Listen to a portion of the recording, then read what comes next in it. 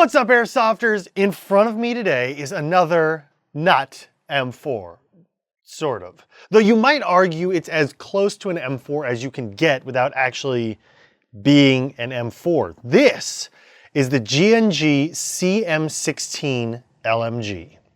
This LMG is based on the real-world Ares Shrike family of weapons, but not that Ares, the real Ares. Not that one's fake. I mean, the real Ares that has military contracts and makes real guns. Like not airsoft guns. You get what I'm saying. This one specifically resembles the Ares 16 AMG 2 MCR, which stands for Assault Machine Gun Mission Configurable Rifle. I'm glad they abbreviated it. Anyway, introduced back in 2012, the Ares AMG 2 MCR was declared the lightest and most portable machine gun in the world, with the firepower of an M249 saw in the size and weight envelope of an M4 carbine. And I can say with confidence that this airsoft version hits all of those marks well.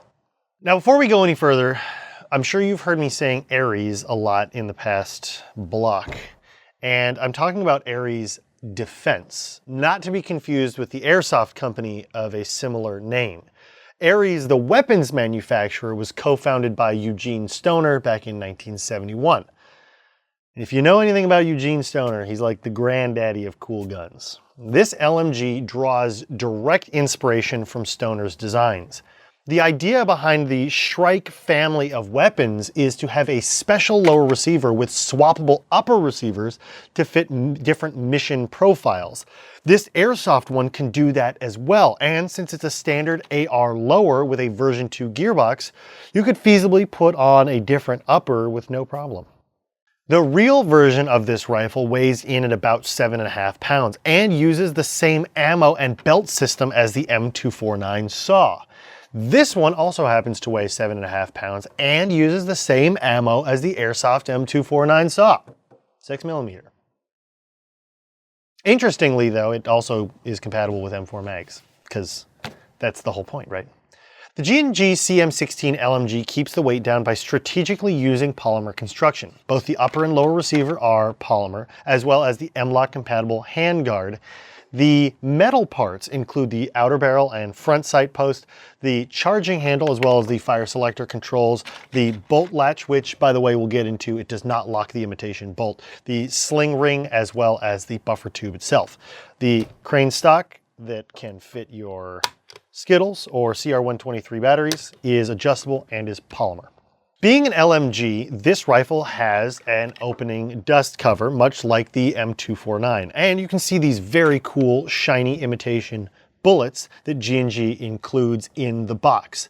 I think they look really cool and complete the look of the platform. However, it does mean that when changing box mags, if you have another one, you'll need to open the dust cover, remove the bullets, eject the box magazine, insert the new one, reinstall the imitation bullets, and close the dust cover. The fire controls are standard for an M4. While the mag release is ambidextrous, the selector, bolt release, and charging handle are single-sided. Speaking of, as I mentioned before, the bolt latch the bolt lock does not lock back, meaning that to make hop-up adjustments, you'll need to hold that back and rotate the rotary style hop-up right there. Now, I did mention that the M-LOK compatible handguard is polymer, and while they did that to keep weight down, it does mean that there can be some noticeable flex in the center along the included Picatinny segments. There are metal standoffs or metal end plates on either side to help keep the rail keep its shape, but if you're mounting anything in the middle, like the included bipod, just be aware that there is a little bit of flex in it. And while the outer barrel assembly is metal, it does not quick detach like the real world counterpart. Granted, this is airsoft and you really don't need swappable barrels because of overheating, but it would have been cool to see that feature included.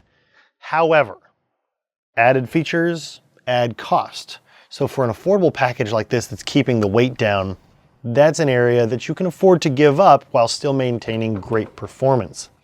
The furniture is all G&G and very comfortable. The stock has a nice locking feature once you've got it adjusted to where you wanted it, And the stock is also your battery storage compartment. By depressing the button on the back here, you can simply rotate that stock pad out of the way, one-handed, to gain access to your battery compartment here.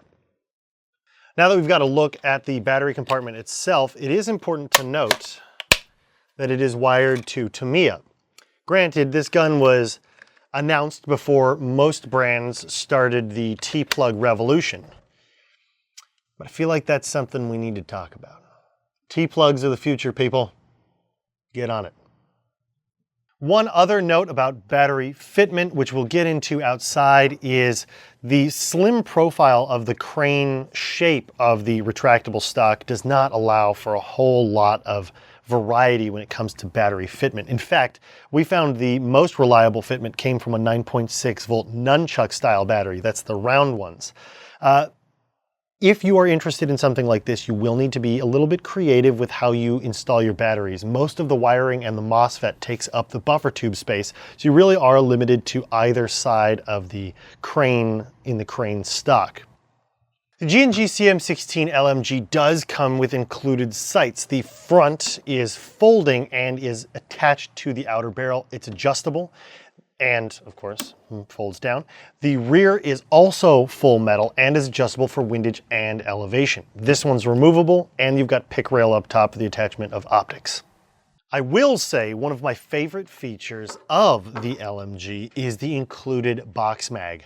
Under this flap here is where the batteries go. Simply pull down that flap, open the compartment, and you can see you've got two CR123s there. Conveniently, the stock tube fits CR123s. You can always keep backup batteries there as well. I find this flap easy to open, but because of the nice hook and loop, it's not going to open on its own. Loading the box magazine with BBs is also pretty simple. There's a top flap, simply roll that open. You can load 2,500 rounds in this baby, and just make sure that there is a secondary slot for the dummy rounds to sit in. If those get in the way, simply pull them out of the way, load your BBs. Make sure you replace them so that you can close this door without those interfering. Now, this baby is actually button activated, and you can see that button if I remove the drum or the box mag itself. By releasing the magazine, we can get a look at how this is activated. On the side here of the magazine, traditionally where your magazine would lock into the receiver, they've integrated the button into the magazine itself. So once it's inserted into the mag well, the batteries are already prepping the loading mechanism with BBs, and it stops once it receives input that there's enough pressure or back pressure on the BBs to stop feeding. No buttons to worry about, no sound to worry about. You don't have to worry about the batteries dying on you. If it's not in the gun, it won't be feeding. To reinsert, lock that thing back in place, reattach your rounds like so, and then lock your dust cover.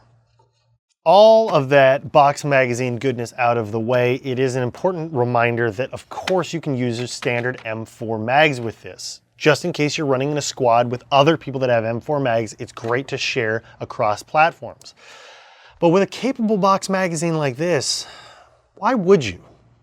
Before we go to the range, let's take a closer look, starting with how this arrives in the box. The CM16 LMG comes in a bright blue box with a carry handle. Inside, the airsoft rifle is cradled in a plastic form. While not as nice as foam, this does protect the LMG well enough during shipping. Included in the box is the box magazine, vertical grip, sight adjustment tool, and an unjamming rod. The G&G LMG runs on their renowned G2 system, with a few non-standard additions. First of all, the motor on this thing is massively torque heavy. G&G's 17K Basilisk motor runs this gearbox with authority and can pull a much heavier spring than the one included. The gearbox itself has all of the standard G2 goodness, 18:1 gears on 8mm bearings, a micro switch trigger, and their ETU system in line with the battery wires. The spring guide is metal with a bearing, but sadly, the rest of the compression system isn't as impressive. A single-tooth polymer piston, single O-ring cylinder head, and a plain air nozzle are all quite adequate, but it'd be nice to see some internal upgrades in future releases. That being said, the gearbox shell is reinforced and it's a version 2, so upgrades are easy to install. One last note is this unique mock bolt. Be careful not to damage this during disassembly. All right guys, welcome to our outdoor shooting portion or our outdoor shooting testing facility. This is our CM16 LMG from G&G. First things first, let's let off a couple rounds.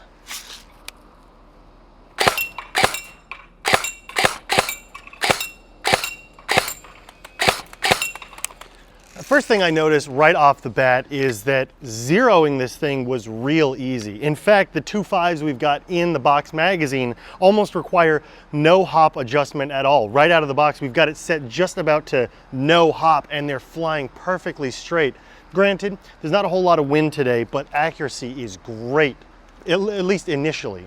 Now, the first things I notice in terms of weight and weight distribution is that anytime you have an LMG or something like a squad automatic or squad support weapon, they can get a bit weighty, and oftentimes we overlook the fact that that much weight, albeit not very much compared to the real thing, can be fatiguing for an airsoft player. Well, enter the lighter weight version of the LMG. The polymer construction on the externals give you a much nicer balance of weight, especially when you've got a box magazine full of rounds. In terms of controls, your standard M4 controls are easy to use and are familiar to those comfortable with using M4s. So your standard fire selector control right here is easy to access, as is the ambidextrous mag release. And because this can take both the box magazine as well as standard M4 magazines, having that mag release on both sides makes it a lot more convenient to change mags, especially out on the field.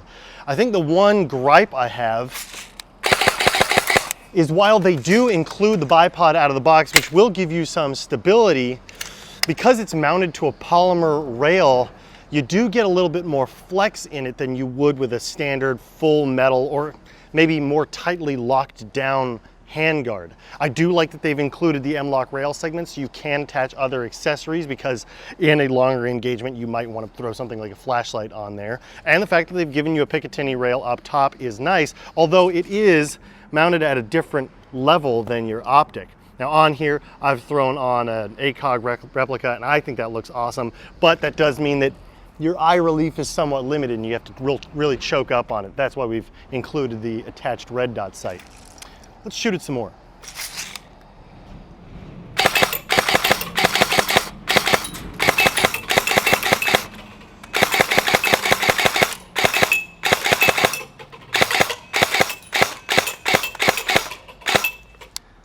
That's enough semi-auto. This is an LMG. It's meant for full auto.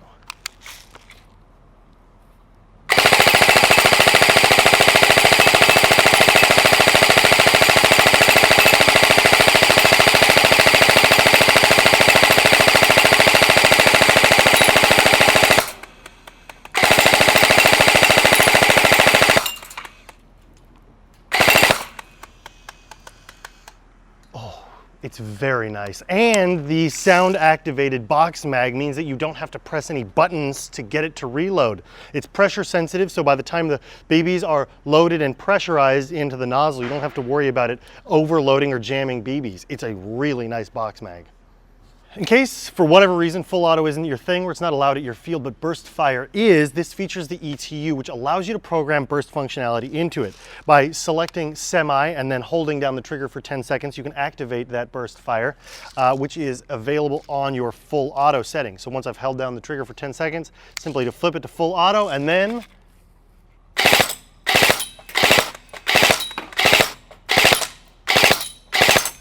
enjoy 3-round bursts.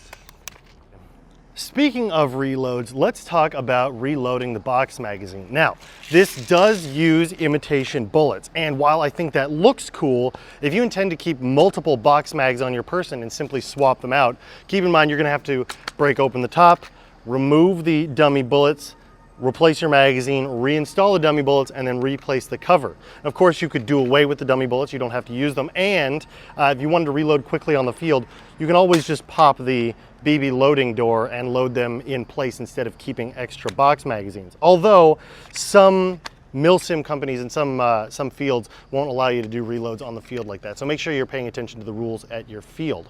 One other thing I wanted to mention is the battery compartment. Now this is wired to the rear, and that's because it uses the version 2 with a rear wiring setup.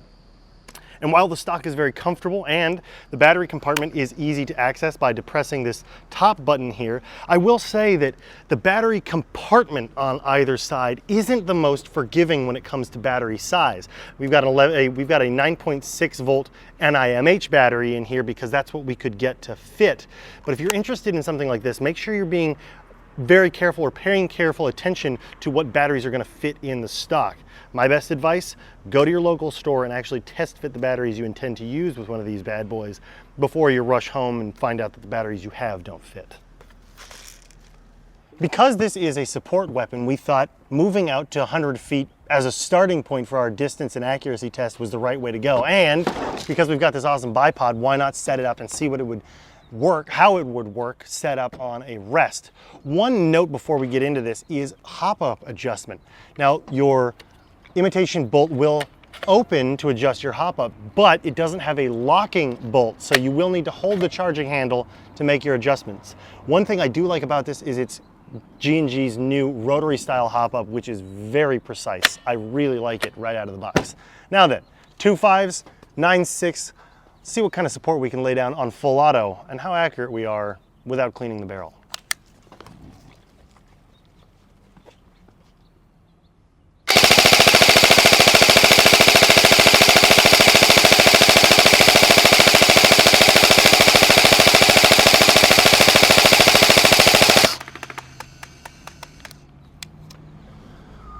I think that's a good spread. Let's go take a look at how accurate we were. As you can see, we got him. Not only has our enemy been disabled, but we've got a really nice tight spread, even at 100 feet. I would argue that even if this had stayed in place, we're still within a body size target and all of our shots are remaining relatively consistent on our target. And at 100 feet, where you're going to be supporting your squad mates, that's a really nice spread. And it didn't take a whole lot of hop-up adjustment. If you were dealing with a lot of wind, I might go up and wait for BBs, have a little bit more fine tuning of the hop-up, and you're gonna be shooting laser beams laying down enemy squads left and right. Let's do the chrono test. Here we are at our chrono test for the CM16 LMG. We've got a 9.6 volt NIMH battery and 2.0 gram BBs in a standard M4 high capacity magazine. As you can see, we're right at 376 to 378 FPS on semi, which is a really consistent number, and on full auto, 13.7 rounds a second. Obviously, you can increase the performance by going to an 11.1 or even a 7.4 LiPo with a higher discharge rate. However, you will need to get creative with where to put that battery if you're looking for better performance.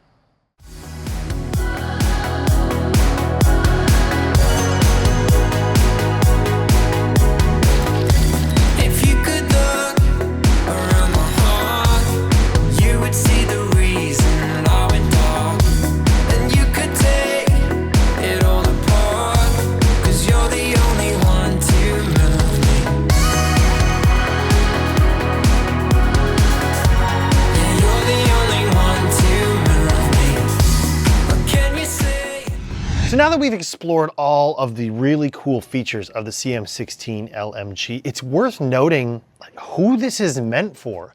This is meant for the airsofter that's looking for an M4 that doesn't look like an M4, but still has M4 functionality. This is for the airsofter that's looking to go into squad automatic weapons or squad support weapons and doesn't want to lug around a 20-pound AEG. This is for the airsofter that's looking for a lightweight, reliable platform that can be upgraded with all the version 2 components that some other platforms don't have, and ultimately can switch back and forth between a box mag and an M4 mag without having the mag stick out the side.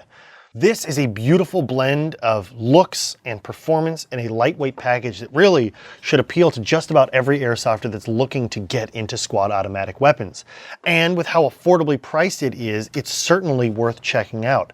Make sure you check it out in black and tan right here on our website at Evike.com, and subscribe to all of our social media accounts like our Facebook and Instagram for high quality photo content, as well as subscribing to our YouTube here for the latest reviews and product overviews. Make sure you click that bell icon to be subscribed to our latest videos that are released. As always, make sure you're playing safe, playing responsibly, playing respectfully. See you guys later.